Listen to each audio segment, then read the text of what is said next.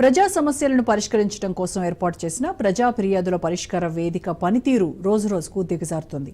తమ సమస్యను ఉన్నతాధికారులకు చెప్పుకుంటే పరిష్కారం అవుతుందన్న ఆశతో జిల్లా కేంద్రానికి వస్తున్న ప్రజలకు నిరాశ ఎదురవుతోంది. అసలు ప్రజా ఫిర్యాదుల వ్యవస్థలో ఉన్న లోపాలేంటి, ఈ వ్యవస్థను నీరుగారుస్తూ వస్తున్నటువంటి అధికారులు ఎవరు అనే అంశంపై మరింత సమాచారం మా ప్రతినిధి సుదర్శన్ అందిస్తారు. ప్రభుత్వం మారింది, ప్రజా ప్రతినిధులు మారారు, అధికారులు మారారు. అయితే ప్రజా ఫిర్యాదుల పరిష్కార వ్యవస్థ ఇప్పుడున్నటువంటి ప్రభుత్వంలో ఏ విధంగా పనిచేస్తుంది? ఎన్నో వెయ్యి ప్రయాసలు కోర్చి తన సమస్యను చెప్పుకోవడానికి జిల్లా కేంద్రమైనటువంటి కలెక్టరేట్కు వచ్చే ఫిర్యాదుదారులకు సరైన న్యాయం జరుగుతుందా అనే విషయం పైన ఈరోజు రాజ్ న్యూస్ ప్రత్యేక డ్రైవ్ చేపట్టింది. ప్రభుత్వం ప్రత్యేకంగా ఒక వ్యవస్థను ఏర్పాటు చేసింది. అదే ప్రజా ఫిర్యాదుల పరిష్కార వ్యవస్థ, GPRS అంటారు దాన్ని. ఈ GPRSలో ఎవడైనా జిల్లా కలెక్టరేట్కు ప్రతి సోమవారం వచ్చి తమ సమస్యను అర్జీ రూపంలో సమర్పిస్తే దానిని నమోదు చేసుకున్నట్టుగా వాళ్ళకు ఒక అక్నాలెడ్జ్మెంట్ ఇస్తారు. ఆ సమస్య పరిధిని బట్టి అది ఎన్ని రోజుల్లో పరిష్కరిస్తారో కూడా చెప్తారు. దాన్ని మళ్ళీ కింది స్థాయికి పంపించి ఎవరైతే అర్జీ పెట్టారో ఆ అర్జీదారుడు సమ్మతించినట్టు తన సమస్య పరిష్కారమైనట్టు సంతకం చేస్తే తప్ప అది ఆన్లైన్లో రిసాల్వ్ కాదు. అంటే సమస్యగానే ఉంటుంది, అర్జీగానే ఉంటుంది.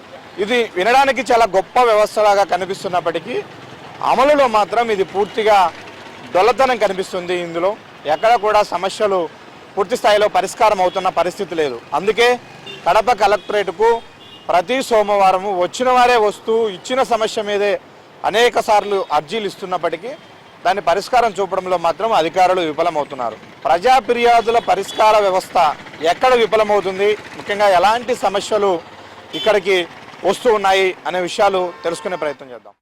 ఫిర్యాదుల పరిష్కార వ్యవస్థ సక్రమంగా పనిచేయలేదు అనడానికి మన వెనుకవైపు ఉన్నటువంటి ఈ మహిళ సమస్య ఒక ఉదాహరణ.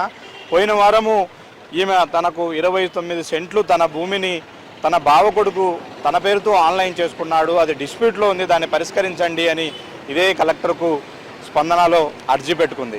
అయితే దాని మీద కంప్లైంట్ రిజిస్టర్ అయింది. తర్వాత దాన్ని MROకు ఫార్వర్డ్ చేయడం జరిగింది. అయితే అక్కడ నుంచి గ్రామ స్థాయిలో ఉన్నటువంటి VREని పంపించి సమస్యను పరిష్కరించకుండానే బలవంతంగా ఈమె దగ్గర నుంచి ఫోటో తీసుకొని సంతకం తీసుకొని నీ సమస్య పరిష్కారం చేసినాము అంటూ ఆన్లైన్లో అప్లోడ్ చేస్తున్నారు. అంటే మైలవరం నుంచి 1000 ప్రయాసలకు వచ్చి 100 కిలోమీటర్లు ప్రయాణించి ఇక్కడికి వచ్చి ఇక్కడ అర్జీ రాసుకోవడం చేత కాకపోతే 50 రూపాయలు ఇచ్చి అర్జీ రాసుకొని మరి కలెక్టరేట్లో పెట్టినటువంటి ఫిర్యాదును కింది స్థాయిలో ఉన్నటువంటి అధికారులు ఎంత నిర్లక్ష్యంగా తీసుకుంటున్నారో, దాన్ని ఎంత సులువుగా